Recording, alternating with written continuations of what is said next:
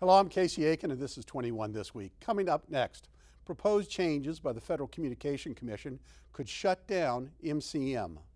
Why did Park and Planning impose a building freeze on parts of Bethesda and Silver Spring? How did the Supreme Court rule this week in the Maryland gerrymandering case? And who are the rock stars that emerged from the two-day Democratic debate? Stay tuned. Our panel of insiders will give you the story behind the story. We're joined by the past president of Progressive Maryland, Elbridge James, Secretary of the Maryland Republican Central Committee, Mark Uncapher, Transportation and Railway Consultant, Phil Bell, and education activist, Cynthia Rubenstein. Stay tuned for these stories and more on the next 21 This Week.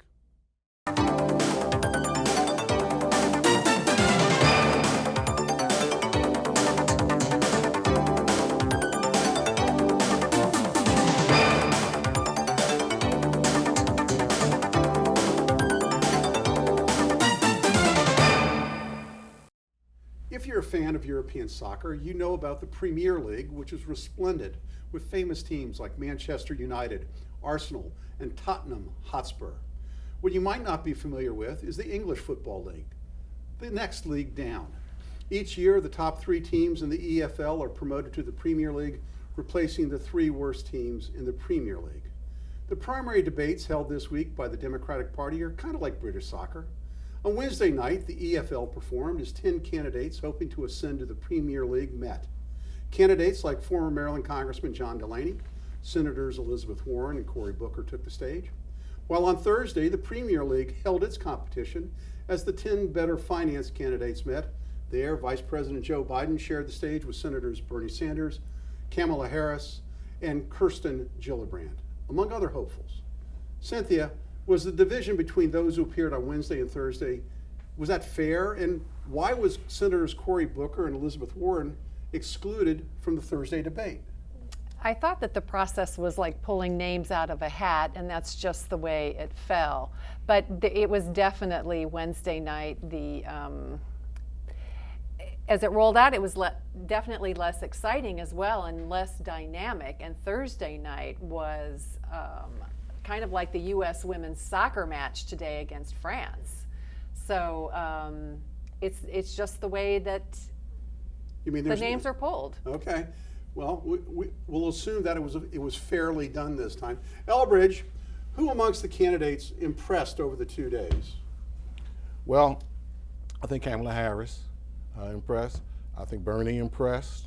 I think Elizabeth Warren impressed. Concern I had in terms of a winner and a loser, I think Joe Biden did himself some harm that he was trying to make up today on, but he has some backtracking to do. You know, it's okay to say, once upon a time I was wrong, but I know now. What I was deeply concerned about was that our former congressman on Thursday was a no-show. I mean, he was there, but really didn't say much. And I think Thursday, when you had Elizabeth Warren and Cory Booker on the show, it was really like, okay, if you can't keep up with those 2 folks, you really don't need to be in the race. Actually, I'd take a little disagreement with you about that. I thought Delaney made the most salient point of all on Thursday night when he explained to the Democratic hopefuls that he had visited with hospitals and who told him that if they were forced to apply Medicare rates to all patients, they'd go out of business. So I think that was very insightful. John Delaney also represented one part of the party that is becoming less and less represented, which is the pragmatic, moderate Democrat.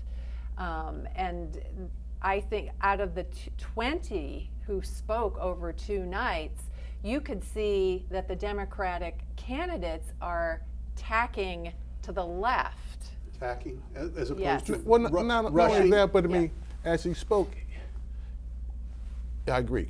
A good administrator, someone who knows the business.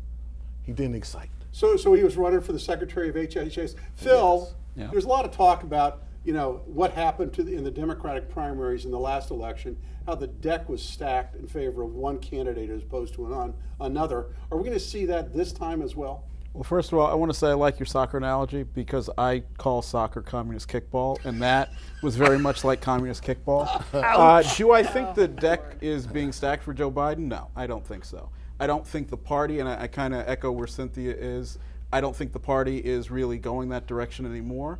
And I think there's a lot of people who are actually viable candidates. So I think they're letting the process play out. So, Mark, there's this issue between whether or not the voters really want a more progressive party, or whether they really want a mainstream, that the voters, not the activists, that the voters want a more mainstream candidate as opposed to a progressive candidate. Is that what we're hearing? Is I that think what we're seeing? hearing, I mean, what we're hearing is most of the candidates catering to who they see as being the activist primary electorate.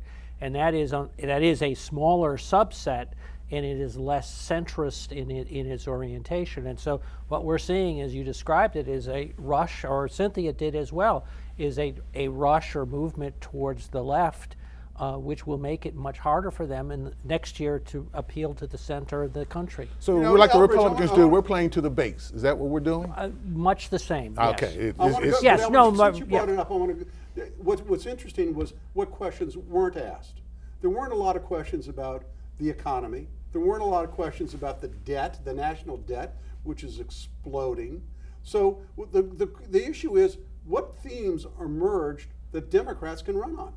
We got to remember, this is still the primary, and we understand from the primary to the general, those themes will change. But right now, they're looking at health care, they're looking at immigration, they're looking at basically some racial relations, they're looking at women's rights, and they're looking at the environment.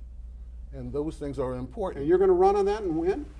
For the primary, they're going to run. But as every smart person knows, in a general election, things pivot. We've learned. Oh, yeah? Mark, have they learned? So what I'm hearing is, don't pay attention to what people are saying now in the debate, because it's not realistic. That's, I think, the challenge. Is I heard stuff like, we're going to forgive all student loan debts, and we're going to have Medicare. I mean, there seems to be no limit to the amount of free stuff that's being offered, and it's going to be damn hard come next year to come back and say, you know what, all that stuff we said before, forget about it. We didn't really mean it. So, this is this fascinating thing. You have 20 candidates in these two debates, and God knows how many other candidates that have registered and haven't even qualified to meet this threshold. Where is a candidate like a John Delaney, who is speaking for the moderates? Is he going to be given a voice in the future? Phil? I don't know. What's going to be really interesting, because there's so many people debating, and there's nobody that stands out the way that Donald Trump, now President Trump, did for Republicans 4 years ago. You're not going to see very much from the debates as far as who becomes a front runner. I think it's going to apply to how they run their campaigns and how they ignite the base otherwise. So, Cynthia, Remember, Donald wasn't the front runner in the beginning. He emerged. No, he made himself the front runner. Okay, but he made himself the front runner. No one here has the kind of dynamism that he has. No one here has the kind of existing following he has. We saw flashes of dynamism on Thursday night. Who attracted you? I thought Kamala Harris, if she had been on the debate stage Thursday night with Donald Trump, she would have eaten his lunch. Now, Cynthia, do you really believe this? She was in full prosecutor mode, and she was very, very effective. But don't you think part of that is because they're all singing from the same hymnal, and she just sang the loudest? No, she brought up points that none of the others brought up on stage. She was riveting to listen to about race and about personal stories. She personalized her remarks, and I think she really hit a chord with the audience. My Facebook and Twitter feed was afire about her today. But you're a Democrat. I thought that was one of the worst things I've heard in a long time, and I think a lot of people will resonate with that, because she got on a bus. It's not significant she got on a bus. She went to school. She was not one of the kids at Little Rock. She got on a bus. But it this was is not a significant. compelling memory that strikes people viscerally. It was a BuzzFeed remark. We got to wrap this up, because I want to talk about the Supreme Court and their two decisions that came out this week, which were very important. And the debates are going to go on for the next 18 months. Elbridge, we had two very important Supreme Court decisions this week, one of which affected our county very importantly, which was the decision by the Supreme Court not to change the gerrymandering process. What do you make of that? As far as I'm concerned, status quo won, the people lost. You have both on both parties. They now have carte blanche to turn around and write the rules as they see fit, because the average citizen is not going to have a say in it. And so in terms of gerrymandering, we have not begun to see the amount of gerrymandering that will go on. I mean, they've been doing. I mean, there was probably 6 different gerrymandering cases brought up from the last election. Why are we going to see more? This just seems like it's the status quo now. Well, the status quo is not the best Both sides, method. both on sides both do. sides. We agree. On both sides, it's not the good method. The people have a right, Democrat, Republican, Independent, have a right to have their voices heard prior to and during the course of the year. This now says, oh, if you're in government, you're in politics, you can choose who has the right to say who and what, and serve whom and whom and what. Well, actually, I think there's kind of an interesting point here. I agree with what you're saying about we have the voices to have a right to have our voices heard. I was at the Maryland GOP when we put out a petition to overturn the current gerrymandering, and that was an example of people participating in the process. And we should all participate in it. It's good, though, federal courts aren't going to be as involved, because who knows? That could go against both sides. It means the solution really has to come, and a number of states have done this, of creating less political or less bipartisan approaches to redistricting. But in those states, you had that citizens rise up, and until they do that, we're going to have business as usual. Well, we have business as usual right now in Maryland, but I want to talk about the census question that the Supreme Court decided on.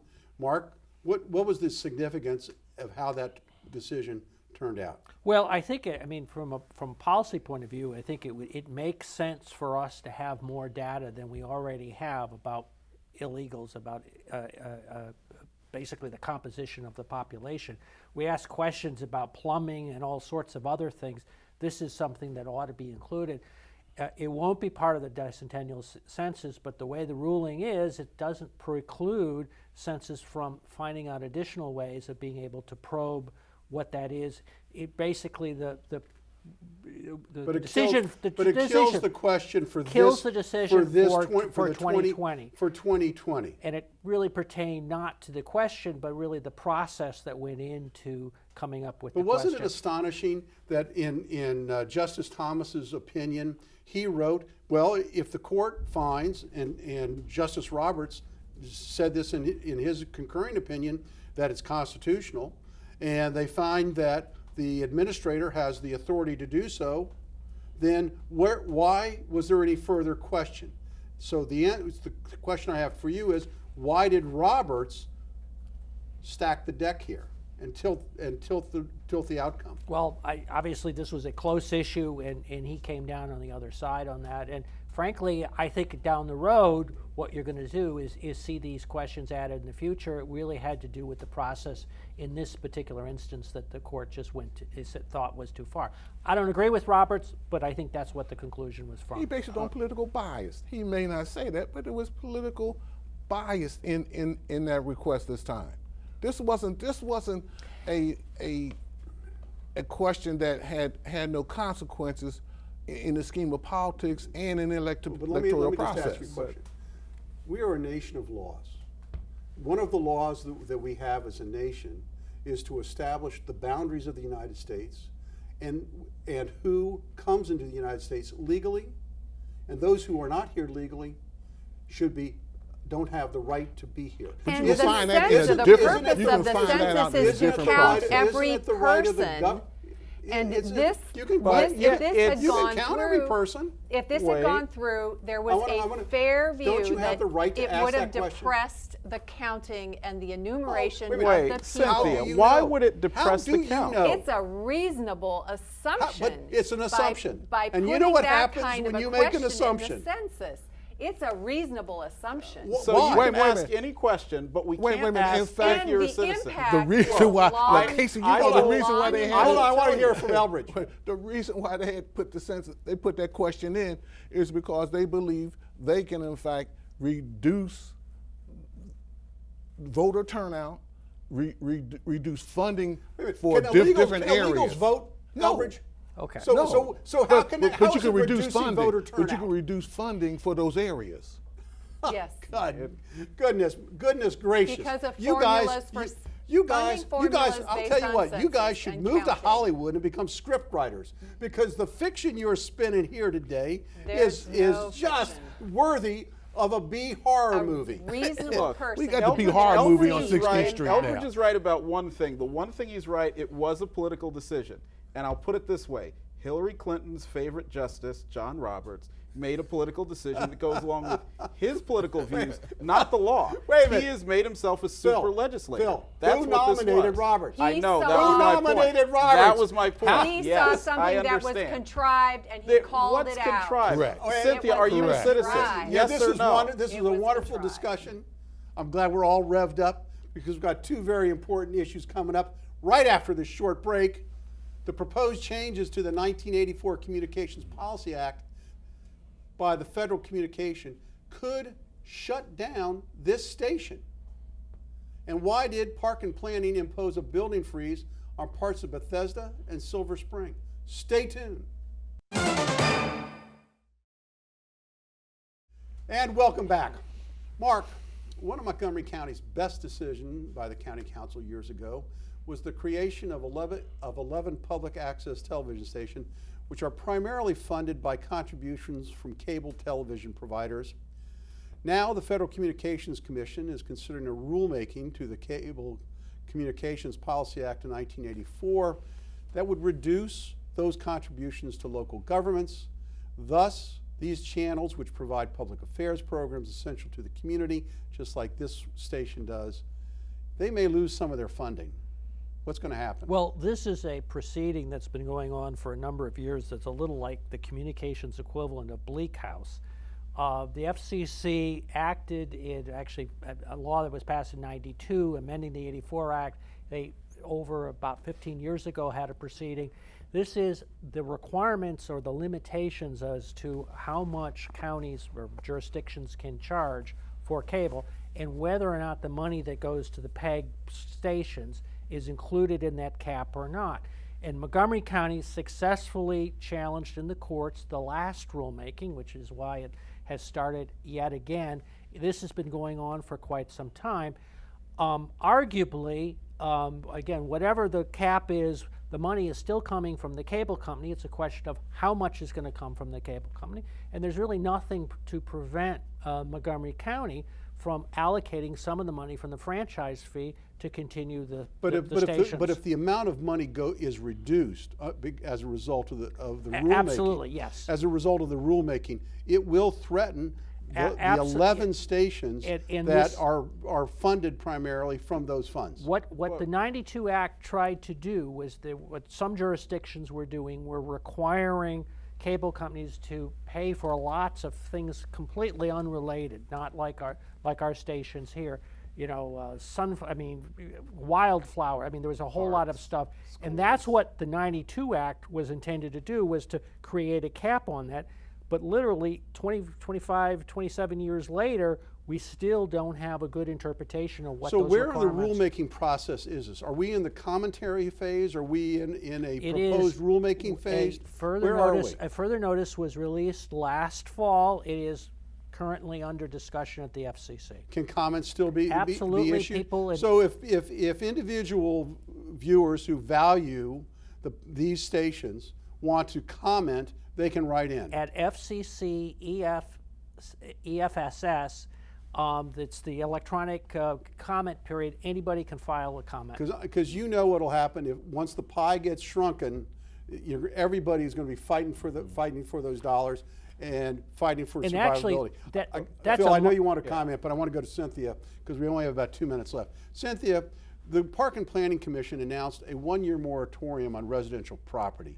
Won't that just increase the cost of housing stock in Silver Spring and in Bethesda, more importantly in Silver Spring, where there is a desperate need for housing there?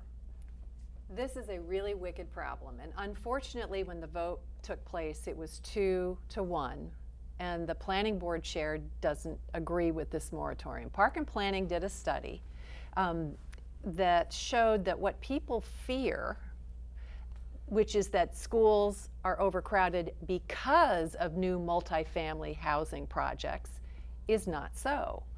That 5% of new students in these areas that are under moratorium come from multifamily housing, and the 95% come from neighborhood turnover. Baby boomers are leaving their homes and selling to families. And so This is and very frustrating. we need more housing in the county. We only have about 30 and if we don't seconds. have new development, we don't get those impact fees to help pay for the infrastructure. It is a terrible decision. We are it's a terrible desperately in decision. need of new housing stock. We are desperately in need of affordable housing, and this just goes against the grain of both of those things. Unfortunately, we're out of time, so stay tuned for Parting Shots. And welcome back now with Parting Shots, Mark Uncapher. This week, the Washington Post called out the county on its decision to delay the construction of some public safety communications tower. It's a problem that has resulted in a breakdown in communications in the county because if you don't have enough of the towers in place, you won't be able to have the coverage that you need. This was a result of some NIMBY decisions. Neighbors didn't want the tower, so the county executive decided to delay it and looked for an alternative site. We need to have those towers built, part of the array that will be around the entire county. Thank you, Mark. Elbridge, your parting shot. Well, this year on the 4th of July, we're going to have 2 sets of fireworks. One for the commander-in-chief, so he can sit on his lawn and say, oh yes, my private fireworks. I hope he goes and lights them himself. And then we'll have the traditional fireworks where all the rest of us Americans can enjoy and celebrate the 4th of July. I'm willing to bet you his 4th of July speech is going to be political travesty. Thank you, Elbridge. Cynthia Rubenstein, your parting shot. Okay, no politics here. I want to talk today about a wonderful partnership between Montgomery County Public Schools, Montgomery College, and the Montgomery County Economic Development Corporation. 320 middle schoolers are learning coding for free this summer on Montgomery College campuses, and 2 of my alumni, who are college students, are teaching code at these camps. How neat. That's It pretty is cool. neat. Yeah. Phil Bell, your parting shot. Well, thank you, Casey. There's been a lot of talk this week about censorship in social media. We've all seen how Google was working on manipulating the election. But a friend of mine, Catherine Schoonover, someone who was heavily involved in Republican politics, decided to take matters into her own hands and start a new website, politicalspeech.us. It's for Republicans, it's for Democrats, it's for everybody, just a lively forum to debate politics and not be censored by anyone. So I encourage you to join, but most importantly, keep debating and talking about things that matter to you. Thank you, Phil. Well, I want to talk about something that just brought joy to my heart. And it's not usual that things excite me because I'm such a curmudgeon. But last night I went out to Wolf Trap, and saw Diana Ross perform. It must have been about the 6th time I've seen Diana Ross. First time when I was 15 years old, and it was so memorable when I saw the Supremes perform. But last night, Diana Ross came out. She announced to the world, I'm 75 years old, and I'm feeling good. And I'm going to dance on this stage, and I'm going to sing on this stage, and I'm going to make people happy. And it was a wonderful show. It just brought everybody to their feet all night long for the hour and a half that she performed. Of course, there were 5 costume changes, which was very important because my friends and I, who were all there, we had a bet going as to the number of costume changes she would make. I lost because I chose 10, but it was great.